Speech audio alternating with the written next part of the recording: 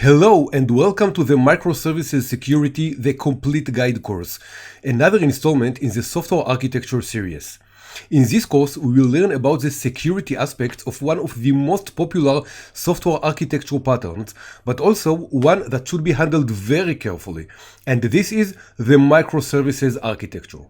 But first, let's ask ourselves, why microservices? What's so important with this pattern that warrants a dedicated course for it? Well, here are the reasons for that. Microservices is currently the most popular software architecture paradigm in the world. As such, you must be very knowledgeable about it, and you will definitely be expected as a software architect to be able to design robust and secure architectures based on this paradigm. In addition, the microservices architecture is not tied to a specific technology.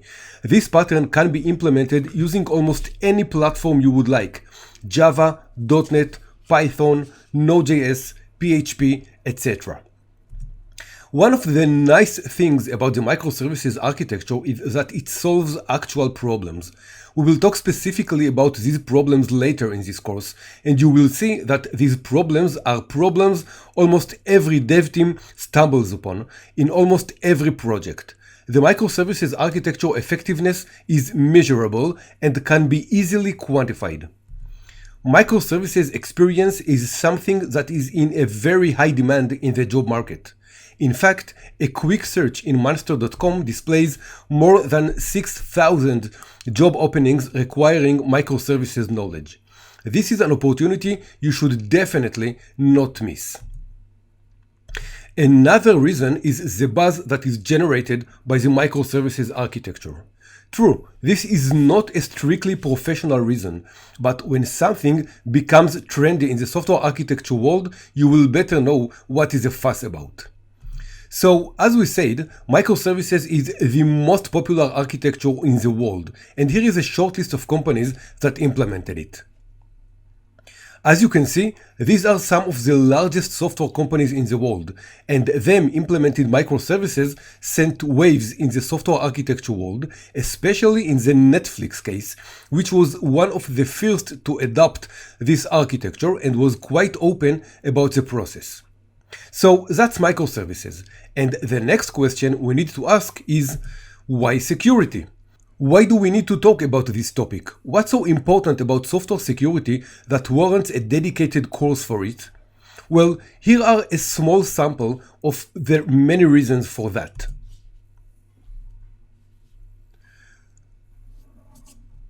As you can see, security breaches can cause a lot of damage to your system. This damage can come in a lot of forms and shapes, and to be more specific, non-secure systems will destroy your reputation, as no one will want anything to do with a company that leaked sensitive data, kill the business that will lose all of its paying clients, and might even cause you or the company to face criminal charges. So yes, you definitely want to make sure your system is as secure as possible, and this course will help you do just that. So what are we going to learn in this course? Well, first, we are going to understand what exactly is microservices architecture.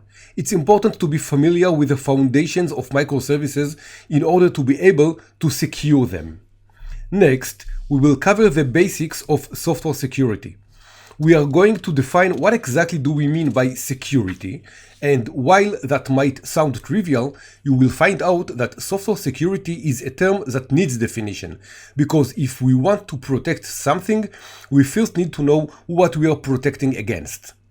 Next, we will learn how to actually secure our system. We will learn about securing applications, network, data, and more. And then we will talk about securing microservices. We will see how the unique characteristics of microservices affect the way we apply security to it, and how we use the security elements we learned before to secure such system. In addition, we will also learn that microservices were not born equal, and some of them need more protection than others. Now, I've designed this course to be very practical. I don't want you to gain some theoretical knowledge about microservices security with some buzzwords and name dropping, but I want you, the architect, to be able to make your next microservices system more secure.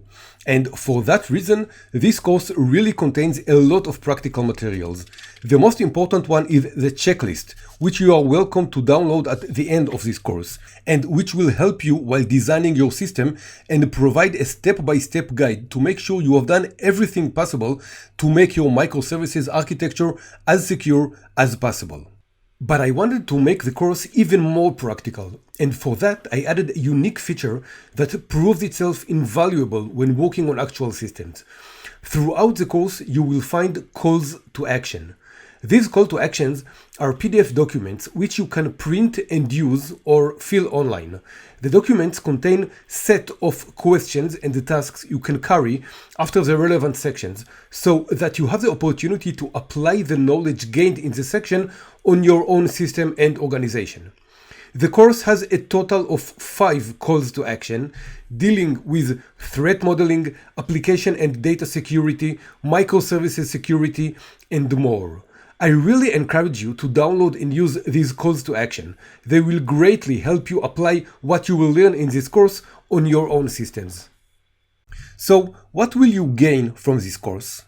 Well, by the end of this course, you will know what microservices architecture is, what problems does it solve, you will know the principles of secure software, you will know how to secure microservices system, and also, and perhaps the most important, you will become a much better software architect. But wait, that's not all.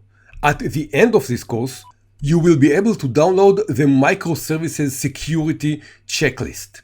This checklist provides the ultimate practical step-by-step guide to help you design secure microservices architecture. This checklist is your go-to guide when designing microservices architecture, and it provides a condensed summary of all the details you need to remember when designing such architecture. This checklist summarizes all what we will learn in this course, so that you don't need to memorize anything. Anytime you want to remember how to make a really secure microservices architecture, just take a look at this checklist. I'm sure this checklist will help you in your journey to become a great microservices architect. I sure know it helped me. So, who am I? My name is Memi Lovi, a senior software architect and consultant with more than 20 years of experience as an architect.